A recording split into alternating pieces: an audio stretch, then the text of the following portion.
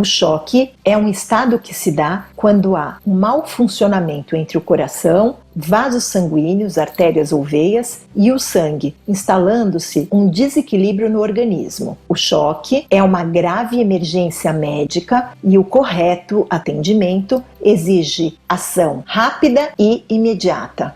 São vários os fatores que predispõem ao choque.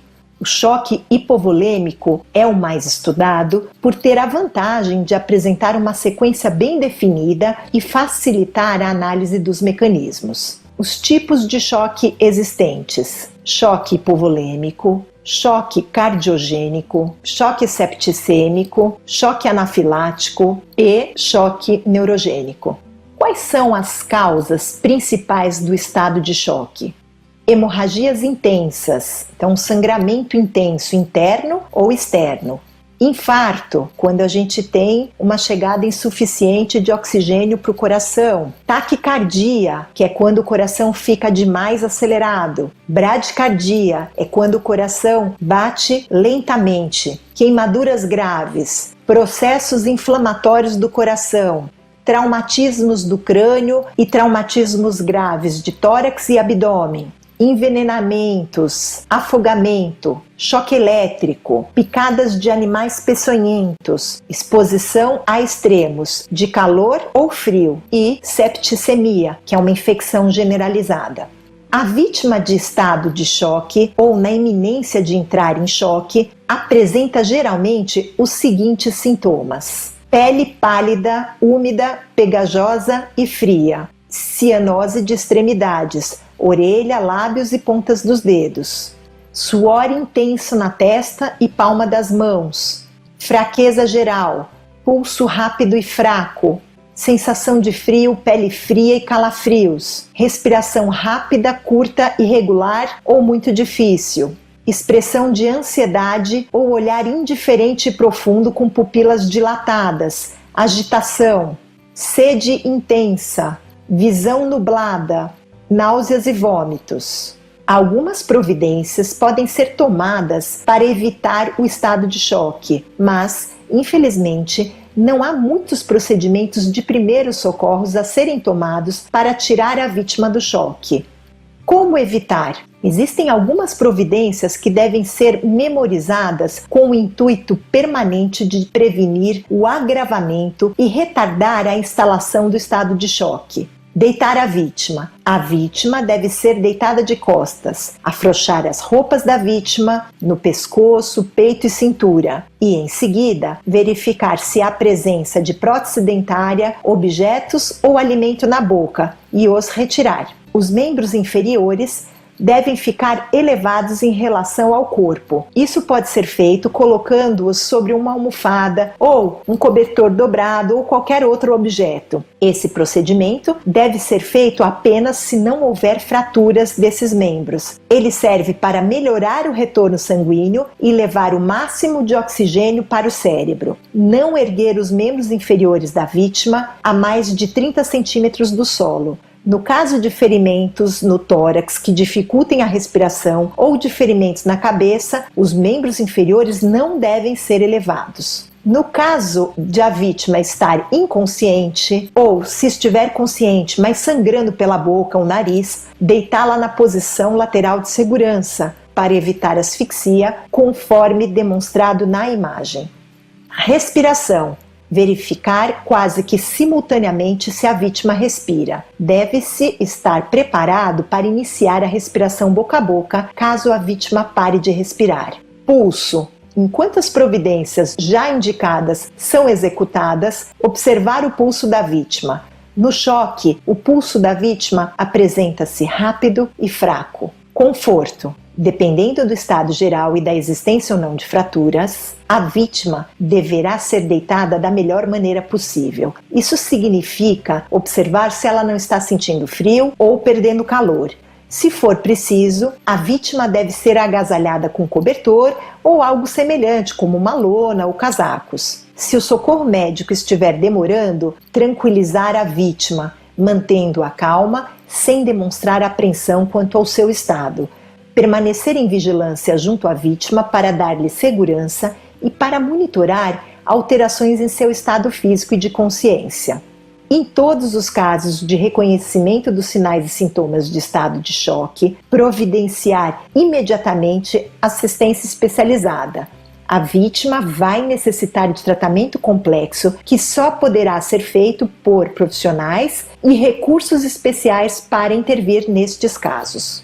Hemorragias. É a perda de sangue através de ferimentos pelas cavidades naturais, como nariz, boca. Ela pode ser também interna, resultante de um traumatismo. As hemorragias podem ser classificadas inicialmente em hemorragias arteriais ou hemorragias venosas e, para fins de primeiros socorros, em internas e externas. Hemorragia arterial é aquela hemorragia em que o sangue sai em um jato pulsátil e se apresenta com coloração vermelho vivo, diferente da hemorragia venosa, que é aquela hemorragia em que o sangue sai mais escuro e sai continuamente, lentamente, escorrendo pela ferida. Hemorragia interna é aquela na qual o sangue extravasa em uma cavidade pré-formada do organismo, como peritônio, pleura, pericárdio, meninges, cavidade craniana e câmara do olho. Hemorragia externa é aquela na qual o sangue é eliminado para o exterior do organismo, como acontece em qualquer ferimento externo, ou quando se processa nos órgãos internos que se comunicam com o exterior, como o tubo digestivo, ou os pulmões, ou as vias urinárias. E quais são os primeiros socorros das hemorragias? Em todo caso de hemorragia, a primeira coisa a fazer é chamar o serviço de urgência com rapidez. Para tentar conter a hemorragia até que o acidentado seja atendido pelo serviço especializado, o ideal é que se faça um curativo simples, é o método mais indicado. Se não resolver, deve-se utilizar um curativo compressivo, com a pressão direta e elevação da parte atingida, de modo que fique num nível superior ao do coração. Se ainda assim não for possível conter a hemorragia, pode-se optar pelo método do ponto de pressão. A técnica do ponto de pressão consiste em comprimir a artéria lesada contra o osso mais próximo para diminuir a afluência de sangue na região do ferimento. Atenção, não eleve o membro ferido se isso produzir dor ou se houver suspeita de lesão interna, tal como uma fratura. Torniquete. Os casos de hemorragia intensa com grande perda de sangue são de extrema gravidade. Nestes casos, em que a hemorragia não pode ser contida pelo método de pressão direta, curativo compressivo ou ponto de pressão, torna-se necessário o uso do torniquete. O torniquete é o último recurso usado por quem fará o socorro, devido aos perigos que podem surgir por sua má utilização. Esse método impede totalmente a passagem de sangue pela artéria. Para fazer um torniquete, usamos a seguinte técnica. Elevamos o membro ferido acima do nível do coração. Usamos uma faixa de tecido largo com aproximadamente 7 centímetros ou mais, longo o suficiente para dar 2 voltas com pontas para amarração. Aplicamos o torniquete logo acima da ferida. Passamos a tira ao redor do membro ferido 2 vezes, dar meio nó. Colocamos um pequeno pedaço de madeira, vareta, caneta ou qualquer objeto semelhante no meio do nó. Damos um nó completo no pano sobre a vareta. Apertamos o torniquete girando a vareta.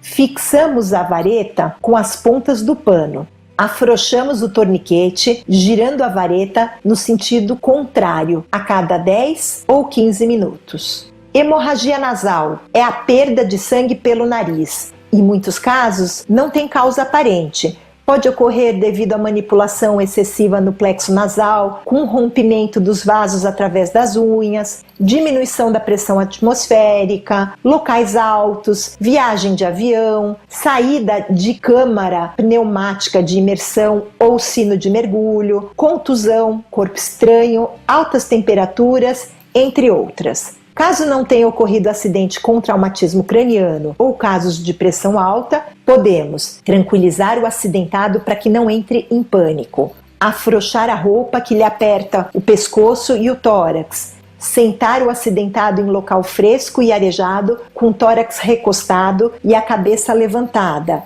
Fazer ligeira pressão com os dedos sobre a asa do orifício nasal de onde flui o sangue para que as paredes se toquem e, por compressão direta, o sangramento seja contido. Inclinar a cabeça do acidentado para trás e manter a boca aberta. Sempre que possível, aplique compressas frias sobre a testa e a nuca. Encaminhe o acidentado para o local onde possa receber assistência adequada.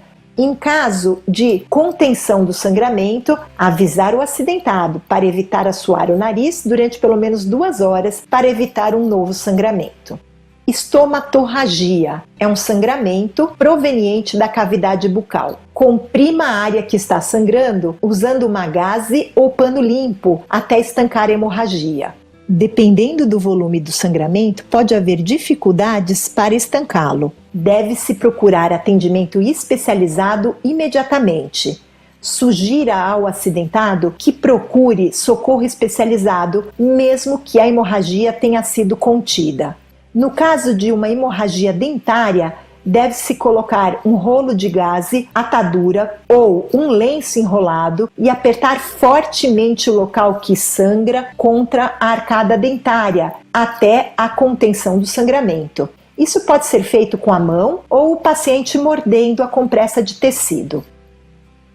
Obrigada e até a próxima aula!